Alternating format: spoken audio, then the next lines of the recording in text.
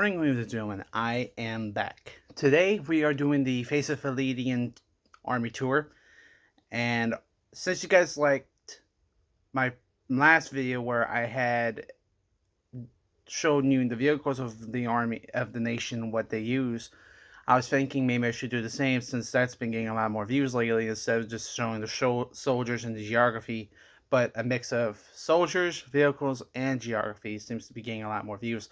Also, guys, the reason I haven't been posting the past few days is because I have important matters, which they were all taken care of and everything is well. So, we're going to go ahead and get into the video. But before we do, just want to say thank you guys for watching my videos. And I'm surprised at the number of subscribers that we have on my channel. Over 333, which is very amazing because I recently have saw that 2 subscribers had subscribed to my channel, and I want to say to all my new subscribers, thank you for subscribing, and for my old ones, I will also say thank you for still being on here and not moving on. So let's begin today's video with the Faizafailidian army, the vehicles, and the geography. Let's start. This is the Faizafailidian army, as we can see. It's not much. They are smaller than the average soldier, so if I can show you a comparison. Yeah, they're smaller, but that does not mean that they're stronger, because there's over 100 and something of these guys, and they are pretty light and are equipped with good weaponry. So this guy is the bazooka man. He helps destroy tanks and armored vehicles from other small nations and big nations. We have the ammo carrier, carries the ammo for the machine guns, and we have next the guard and assault rifleman. He has 2 jobs. He can either guard or patrol bases or checkpoints in war, and he be on the offensive shooting his assault weapon. Next we have the sapper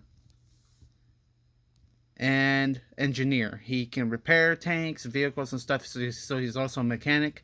He can also set up explosives and can remove obstacles from battlefields for his troops and his infantry. So he has 3 jobs.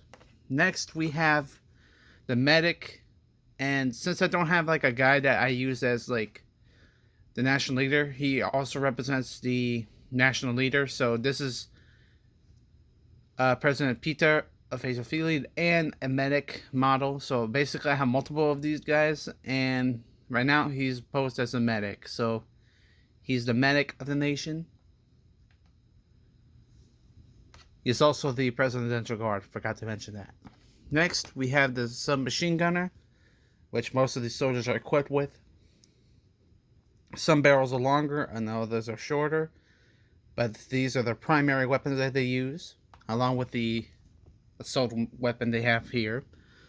This is another soldier armed with a very small pistol that is a replica of the French submachine pistol, which I forgot what it was called in real life, but these guys are equipped with these. We have a charger who is equipped with a long rifle and a bayonet. We have the machine gunner, and they're equipped with 30 and 20 caliber ammunition, so they can shoot 2 ammunitions at once.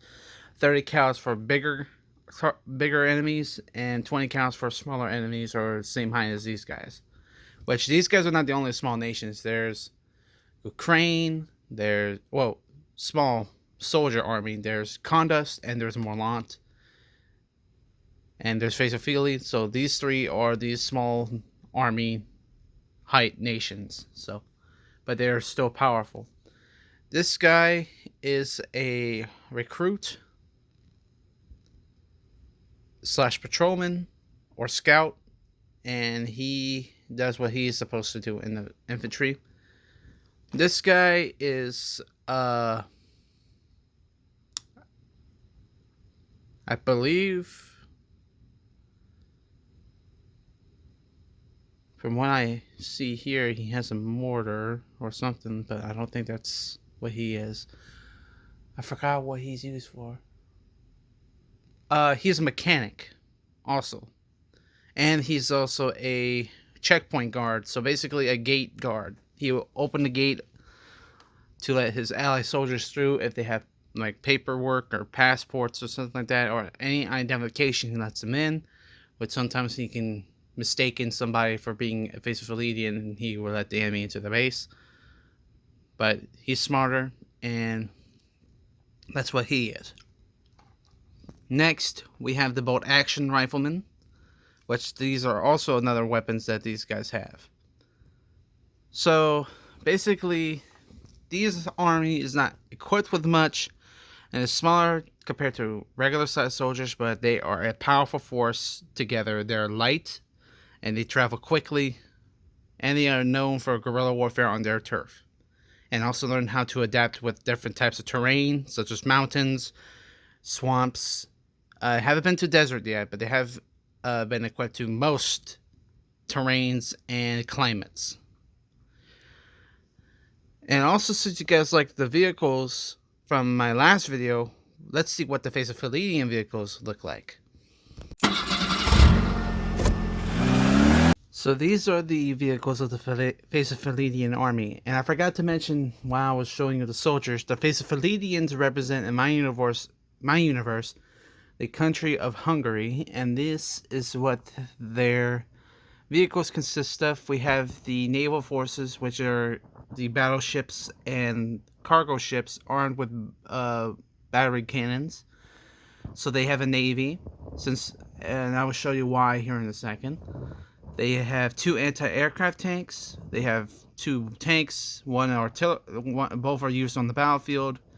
They have 2 planes as their and 3 helicopters with missiles on them. So this is their air force, and they have all 3 consistencies. They have 4 ships, a total of 4 tanks, 2 anti-aircraft, 2 battlefield or regular tanks, 2 planes, and 3 helicopters. So basically they have a total of, let's see, 6, 8, 10, 13. They have a total of 13 different vehicles. And let's get into the geography of this nation and see where they are located on the world map. Also, guys, I have previously made a smaller version of the map of Tenyo, but if you want me to do the world map, we can do that. But if I had to do a Tenyo nation, I would do the Tenyo map instead, if you guys want. But let's go ahead and find them on the world map, and I'll also show you why they have Navy on the other map. So let's go ahead and do the geography. Do the geography. Map, the country of Faizafailid is right here. Now, I'm also going to show you a before and after of this nation. So this is what they are right now. And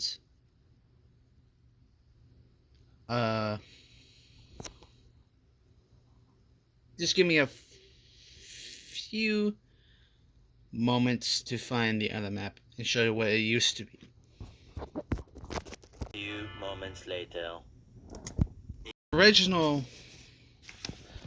This was what their nation used to look like from 2021 to 2023. But in 2024, a new nation was discovered, and Brazil, which would be this green part, wanted this part of the territory, and Faizafailid was obliged to give up this much territory while they have the rest, since they have important ports around this line here and here. So that's why they have a navy, and they also have a massive land bridge to go to the other nations around here.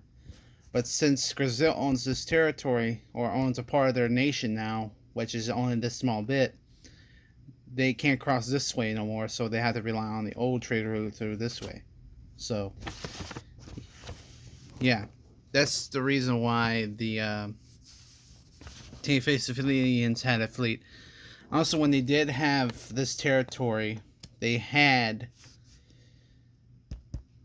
ports around here and a land bridge to Condust and Morlant. But since also Mongolia owns this northern part and Brazil owns this northern part, they can't enter through this way no more. So, like I said before, they had to rely on this trade route through Budapest into Morlant and to the other nations if necessary to trade on land. But by sea, they can trade from here to the Toland Islands quickly, and from the Toland Islands to Pastopia, and from Pastopia to Australia, and then from Australia to the Faizafailidian Islands, or the Pacific Nation, Pacifica, and they can sail towards the Pacifica. And if they had to go to a naval war, up here is the Pseudo Sea. This is the Timorian Sea. I have to label these, but I haven't yet. But they can sail around Tenyo and to other nations easily. So that's why they have a navy. And in real life, Hungary doesn't have a navy because Hungary, I think they do, but I don't know. But probably not, because they usually are surrounded by other nations on land. But in this universe, they have a navy, and they can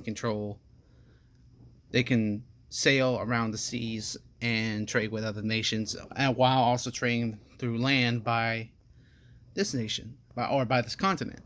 So that's the geography of Faizafailidian, and let's get into the closing of the video.